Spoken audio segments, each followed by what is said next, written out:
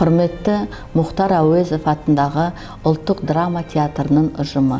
Қазақстан Республикасының ұлттық кітапханасы ұжымы атынан және өз атымнан сіздерге театрдың 95 жылдық мерейтоймен шын жүректен құттықтаймын.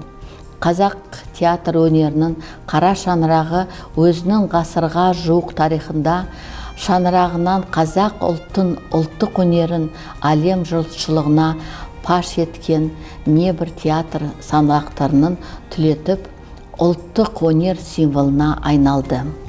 Биылғы жылы қазақ театр өнерінің қара шаңырағына ұлттық мәртебесін беріп отырған да себепсіз емес. Бұл да үлкен ғасырлық тарих қарсаңында өнер ордасының лайықты өз бағасын алуы. Сіздерге шығармашылық шалқар шабыт, толағай табыс, жарқын премьералар тілейміз. Мерейтойыңыз құтты болсын.